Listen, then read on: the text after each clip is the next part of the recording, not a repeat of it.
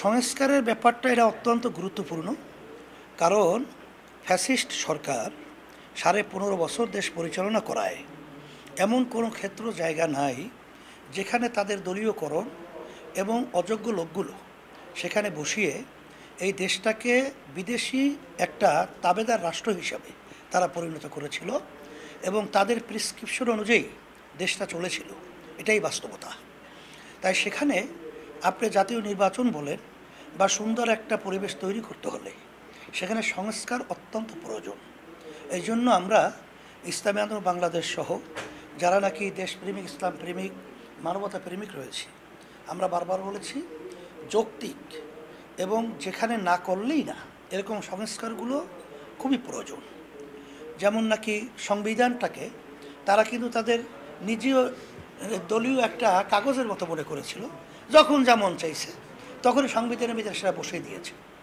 এখন ওই সংবিধানের সংস্কার দরকার এবং বিভিন্ন নির্বাচন কমিশন আপনারা দেখেছেন দিনের ভোট রাত্রে করে।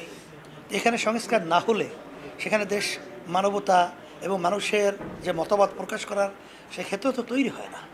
প্রশাসনের ভিতরে আমরা দেখেছি এরকম আমাদের বাংলাদেশের উদীয়মান এবং তাদের ভবিষ্যৎ মেধাবী মেধাবী ছেলেগুলোকে এবং হাফেজ এবং আলেমদেরকে, সাধারণ মানুষদেরকে যেভাবে অন্যায়ভাবে পাখির মতো গুলি করে হত্যা করে যেই প্রশাসন বা যারাই, এখানে সংস্কার অত্যন্ত জরুরি।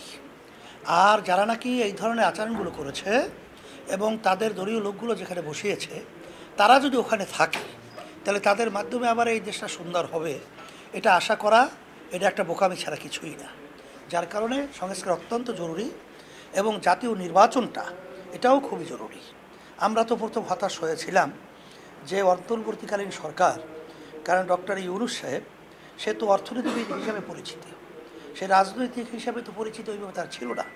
সে দেশে আসার পরে কীভাবে রাষ্ট্র পরিচালনা করবে এটা কিন্তু আসলে আমরা একটা চিন্তায় ছিলাম।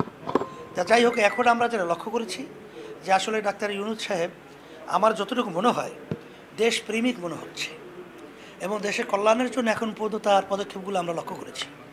এটা আমাদের বাংলাদেশের এবং রাজনৈতিক দল হিসাবে তার সহযোগিতা করা দেশের কল্যাণের জন্যে, মানবতার কল্যাণের জন্যে, এটা আমরা দায়িত্ব কর্তব্য বলে আমরা মনে করছি।